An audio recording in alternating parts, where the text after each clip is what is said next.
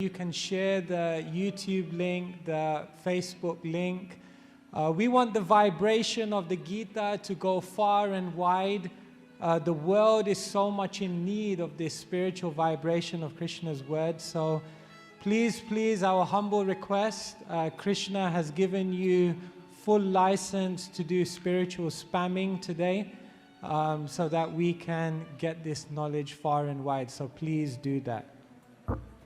We have just recited the second chapter of the Gita, and I really appreciate Ketan Agarwal's comment. He gives one of the main excuses people give. Ketan says, people say, I know this already. The Good Society who are commenting on YouTube say, I already know it, therefore I can't learn anything more. Yes, thank you for these comments. This is one of the main excuses we hear again and again and again. People tell us, I grew up with the Bhagavad Gita.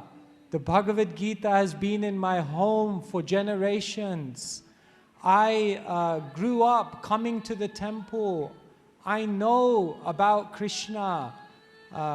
One person even told me, no, I've read the entire Gita. I've even read the 19th chapter of the Bhagavad Gita.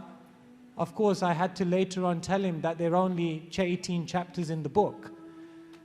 In this way, people give this excuse saying that they already know it. This is nothing new for me. For a moment, I want you to consider Arjuna. Arjuna grew up in a family of immaculate piety. Arjuna grew up in a family in which he had complete observance of all religiosity. Arjuna, throughout his whole life, followed dharma. But what does Arjuna come to Krishna and say in the second chapter of the Gita? Karpanya dosho pahata svabhava prachami tvam dharma shamudachetaha yachreyashan nishchitam bruhitan me shishyaste ham sadhimam tvam prapannam. Arjuna, who is so qualified, who is such an incredible person, comes to Krishna and says, Krishna, I'm confused. I thought I knew, but I don't know. Krishna, Shishyasteham sadhimam tvam prapannam. Krishna, now I become your humble disciple. I come to humbly learn from you. Please, Krishna, you instruct me. Arjuna comes in front of Krishna in a mood of humility. Without humility, there is no knowledge whatsoever. In colloquial English, when someone is proud, we say they're full of it. And when someone is full of it, it means there's no room for anything new to go in. How can we say we know it all when Arjuna said, I don't know it all? If you imagine all the knowledge of the world to be a circle, then one section of that circle is what you know you know. Another small section of that circle is what you know you don't know. But friends, shall I tell you something amazing? The biggest part of the circle of knowledge is the section you don't know what you don't know. There are so many things in this world that we don't know about. And when we open a book like the Bhagavad Gita, we begin to gain gems of wisdom, universal insights. We begin to gain knowledge which tells us about a bright future, which opens up many opportunities, which makes us think about life in a different way.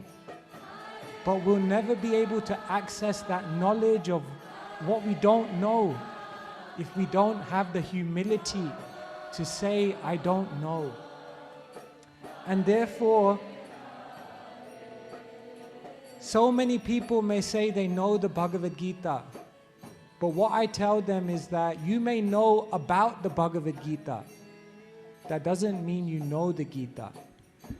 You may know about Krishna, but that doesn't mean you know Krishna.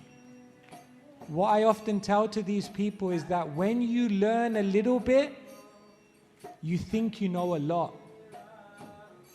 And when you actually learn a lot, then you realize, I don't know anything at all.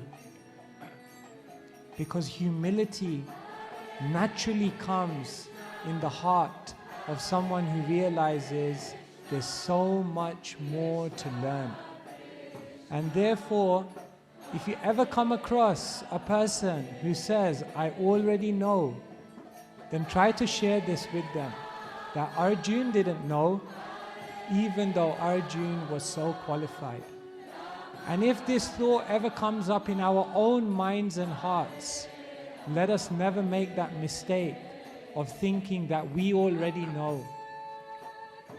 Remember, learning is a lifelong mission. And therefore, we want to continue learning. And for that, we have to realize we don't know everything. So we'll continue on with the third chapter of the Bhagavad Gita.